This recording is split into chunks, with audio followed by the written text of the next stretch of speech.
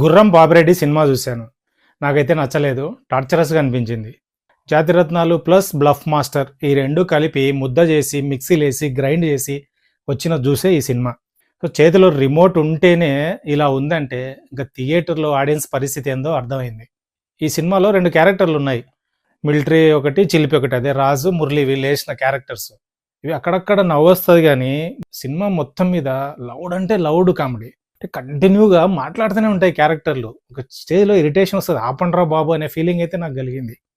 Story విషయానికొస్తే royal family నుంచి మోసపోయిన ఇద్దరు. గుర్రం పాపిరెడ్డి, ఫరియా అబ్దుల్లా. ఈ ఇద్దరు ఇంకో ముగ్గురిని కలుపుకొని వీళ్ళకు జరిగిన అన్యాయానికి రాయల్ ఫ్యామిలీ మీద రివెంజ్ తీర్చుకోవాలనుకుంటారు. సో, దీనికోసం వాళ్ళు ఎలాంటి ప్లాన్ చేశారు? ఎందుకు ప్లాన్ చేశారు? అసలు ఈ ప్లాన్ వర్కౌట్ అయిందా లేదా? వర్కౌట్ అయింటే ఎవరికి వర్కౌట్ అయింది అన్నదే స్టోరీ. కాన్సెప్ట్ అయితే సింపులే. అట్లని కొత్తది కూడా ఏం కాదు. పోనీ స్క్రీన్ ప్లే అన్నా ఇంట్రెస్టింగ్‌గా, ఎంగేజింగ్‌గా ఏదన్నా కొత్తగా ఉందా అంటే అబ్బా! చాలా బోరింగ్ అంటే బోరింగ్.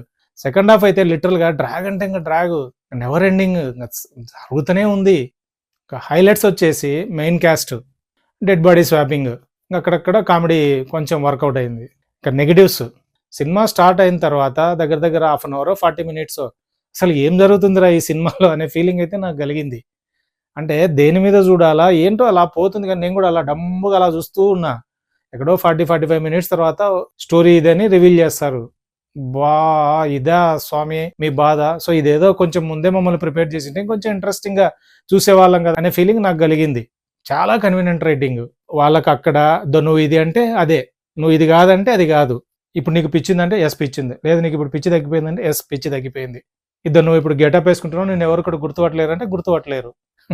సేమ్ అట్లే ఉన్నాయి సీన్లన్నీ. సీన్ టు సీన్ బిల్డ్ చేసుకుంటూ వెళ్ళినారు తప్ప స్క్రిప్ట్లో ఒక ఆర్గానిక్గా అయితే బిల్డ్ చేయలేదు.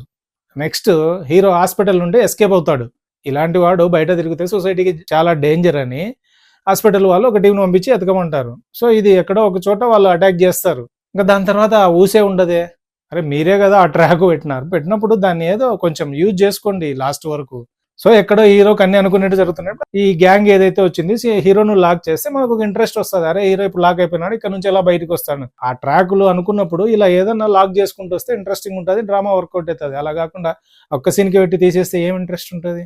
సో, ఇలాంటి దాంట్లో ఏంటి మనకు థ్రెడ్ ఫ్యాక్టర్ బాగా ఉండాలి. హీరో బేస్డ్ సినిమా కాదు కదా, అంటే స్టార్ హీరో యాక్ట్ చేయడం లేదు కదా, కాన్సెప్ట్ బేస్డ్ కదా.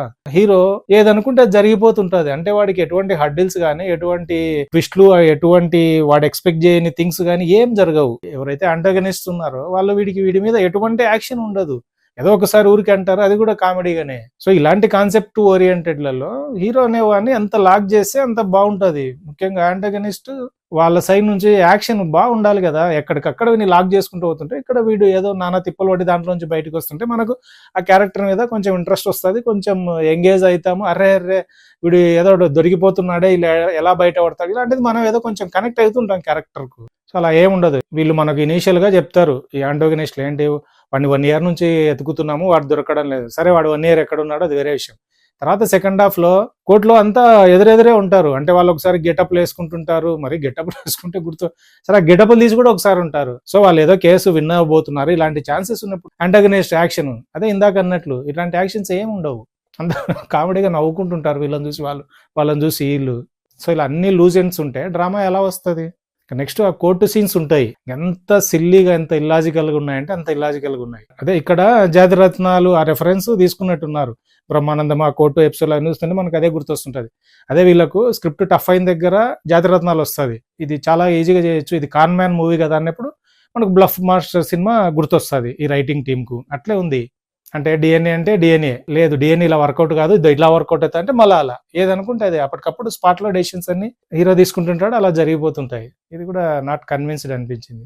ఓవరాల్గా అయితే ఈ డార్క్ కామెడీ థ్రిల్లర్స్ ఇష్టపడే వాళ్ళు అయితే, సో దట్టు మీ ఫ్యామిలీస్ అన్ని ఇప్పుడు సంక్రాంతి కాబట్టి మేబీ ఊరికి పోయిండొచ్చు, మీరు ఒంటరిగా ఉన్నారు ఇంట్లో, అసలు టైం పాసే కావడం లేదు అన్నప్పుడు ఈ సినిమా పెట్టుకోండి. అది కూడా విడుదల వారీగా చూస్తూ ఫినిష్ చేయండి. G5లో స్ట్రీమింగ్ అవుతుంది. సో, ఈ సినిమా చూసిన తర్వాత మీకేమనిపించిందో కింద కామెంట్ రూపంలో చెప్పండి. నా రివ్యూ కనుక మీకు నచ్చినట్లయితే లైక్ చేయండి, షేర్ చేయండి, సబ్స్క్రైబ్ చేసుకోండి. నెక్స్ట్ ఇంకొక ఇంట్రెస్టింగ్ వీడియోతో మళ్ళీ కలుద్దాం. అంతవరకు Tata, by by, good bye.